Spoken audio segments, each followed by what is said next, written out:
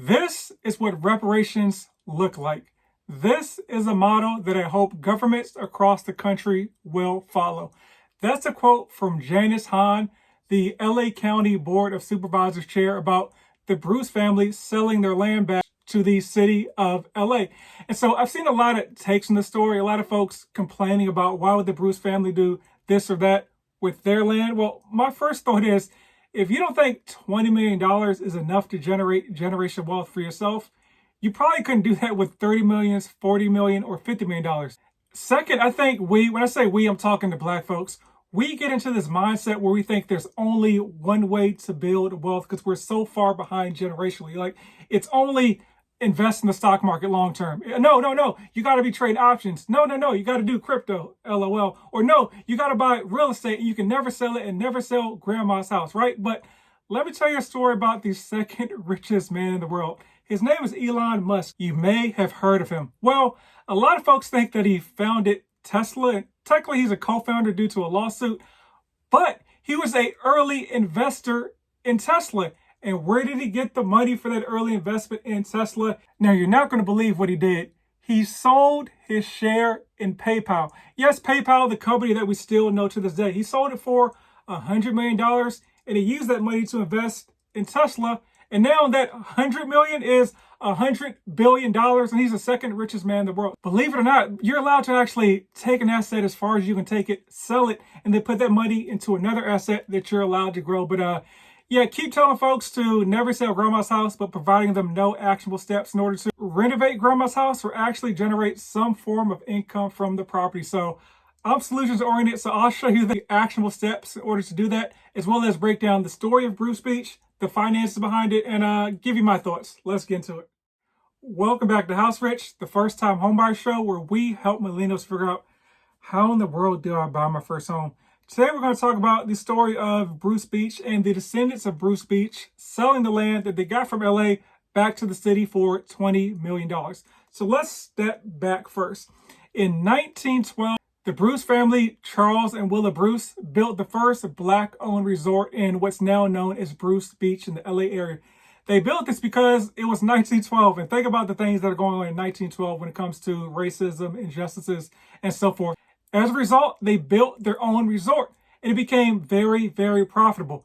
White folks at the time, KKK, and people that looked at it was like, hey, y'all are becoming a little bit too profitable. We don't want you near us, but we also don't want you away from us and prospering. So we need to shut this down. The KKK, they harassed them in order to get them to move and or sell the property. But they were like, no, we're good. We're going to stay here. Then in 1924, the Manhattan City Beach Council used eminent domain to take the property from the family. Now, you may not know exactly how eminent domain works, but I'm sure you know what the word eminent means, right? That's the key word in eminent domain. It means there's some pressing need that the government has for the land, so they need to take it from the people that own the property. But as part of eminent domain, you're supposed to compensate the people that own the land based on fair market value. Of course, the Bruce family did not get that at all. They got pennies on the dollar. And unfortunately, it just ruined their lives. They became cooks working for other people, and they both died within 5 years. Now, let's examine what the government did with the property. Here's a picture of Bruce Beach. As you'll notice, there's a big plot of land that the Bruce family owned, and it's surrounded by $1 million properties, meaning that property they bought in 1912 for only $1,225 was worth a lot of money today and very valuable. But 20 years, the land sat vacant.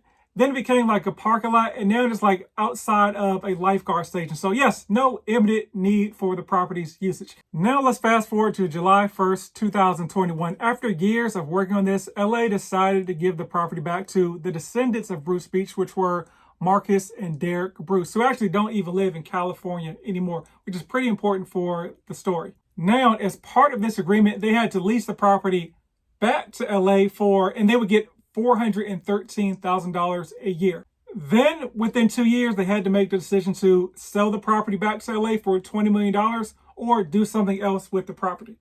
Now, that $20 million is very important for a couple reasons. One, like, where did that number come from? I don't know, I was not a part of the negotiations, but I assume that the Bruces had their lawyers work with the city to LA to come up with a number that worked for both of them. I'm sure it's not fair market value for that plot of land, but if you're a commercial real estate agent in LA, please let me know that land is worth as far as market value. I've seen a lot of people just say, hey, it should be worth 30 million, 50 million, 60 million, but they really have nothing to base it off of. Now, let's use 20 million and ignore taxes for the purposes of this calculation. So, one argument I've heard is they should just hold this property in their family for generational wealth because they're leasing it back for $413,000. Well, let's take 20 million and divide it by 413,000. That gives you 48. So it would take them over 48 years to make $20 million if they just held on to the property. And I think any financial expert would tell you $20 million now is worth more than $20 million 48 years from now. So I really don't get the argument that they should have just held onto this property and just leased it back to LA in perpetuity, even though it was their option to do. Now let's look at the other option to build something on the property. It is not easy to build stuff in LA, let alone on the beach. The property was just zoned for public use. It would have taken years and maybe decades to get permits approved to get something built along the beach due to all the environmental hazard that can come with building on the coastline. So I'm not sure what the perfect solution would have been. There rarely is a perfect solution in a negotiation, especially when LA held all the cards. The thing I think a lot of folks are also missing is they had no legal obligation to give this land back. There was a moral one which they stepped up and did, but they could have just done nothing with the property. So it's comparing 20 million to zero is actually the comparison I think a lot of folks should be making.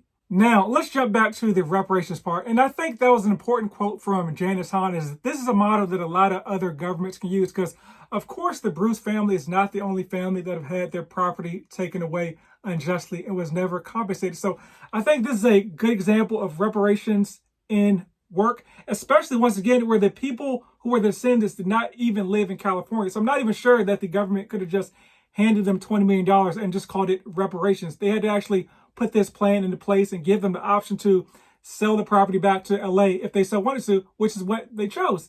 You may not like their decision, but it's their decision. It's the legacy that their family built, and they're allowed to do whatever they want to do with the property. All right, transition. Let's talk about the platitude of don't ever sell grandma's house.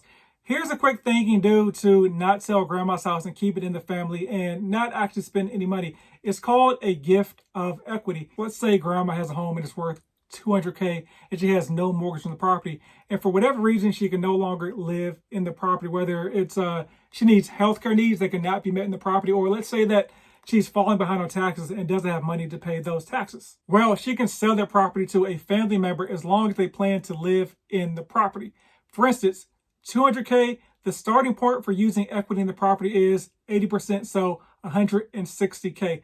And for instance, she may sell the home to a son or a grandson for $100K.